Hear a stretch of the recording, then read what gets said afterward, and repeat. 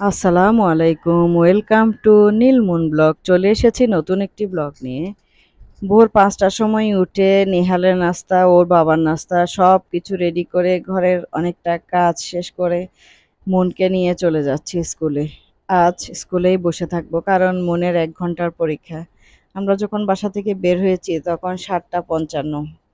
যথারীতি সেই ল্যাম্বরগিনিকে নিয়ে চলে যাচ্ছি। স্কুলে আসার পরে এমন একটা অবস্থা, স্কুল কমিটি মনে করে আমরা যেন এখানে মেজবান খেতে এসেছি। পারে না ঘাড় ধাক্কা দিয়ে বের করে দিতে। তাই জামাল খান মোড়ে এসে এপি ভাবির জন্য অপেক্ষা করছিলাম। আমি আর ফাইজার আম্মু দুজন বসে বসে এপি ভাবির অপেক্ষায় আছি। কখন এপি ভাবি আসবে? এপি ভাবি আসার পর আমাদের গন্তব্য ছিল জামাল খান বাজার ঘোরাঘুরি। এখানে এসে জামগুলো দেখে ভীষণ লোভনীয় মনে হচ্ছিল। এখানে অনেক রকম ডাল দেখলাম কিন্তু এই ডালটা কি ডাল চিনতে পারলাম না। ডাল যে বিক্রি করে সেও ছিল না, তাই আর জিজ্ঞেস করা হয়নি। কিন্তু ডালটা আমার বেশ সুন্দর লেগেছে, আনকমন লেগেছে। এরপরে জামাল খানের বাজারগুলো আমার বেশ সুন্দর লাগে।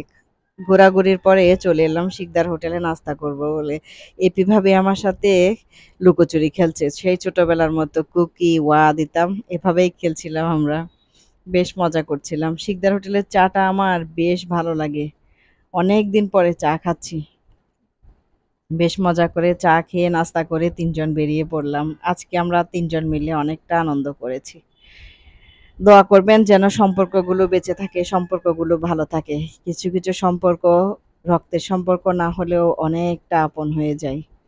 এরপরে এখানে এত বেশি দোকান এসব দেখছিলাম। ঘোরাঘুরি করে মনও বের হয়ে গেছে।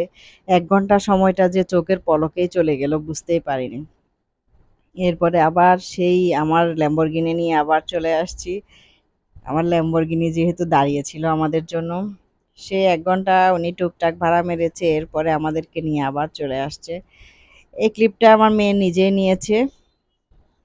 এরপরে আমরা এখন বাসায় চলে আসবো। বাসায় গিয়ে অনেক কাজ রান্না-বান্না সবকিছু রয়ে গেছে। বাসায় আসার পরে আমার মেয়ে আজকে একটা রেসিপি করছে। এটা আমি গতবার করেছিলাম। করার পরে মনের অনেক পছন্দ হয়েছে, তাই এই রেসিপিটা মনি করছে। এখানে হচ্ছে চাল, ডাল, কাঁচামরিচ, রসুন, পেঁয়াজ এগুলা ব্লেন্ড করে এখানে ধনে জিরা গুঁড়া, তারপরে লবণ, হলুদ দিয়ে মাখিয়ে নিয়েছে। পাতাটা ভালো করে ধুয়ে পাতায় লাগিয়ে দিচ্ছে।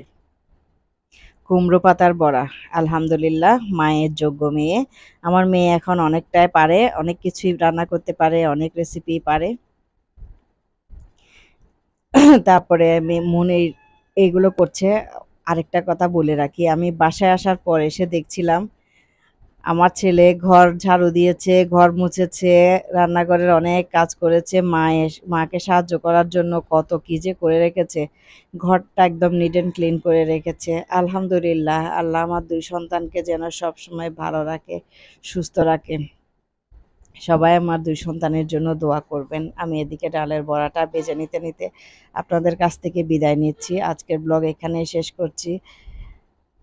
আল্লাহ হাফেজ। আসসালামু আলাইকুম।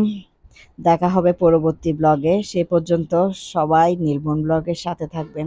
অনেক, অনেক শুভকামনা আপনাদের জন্য।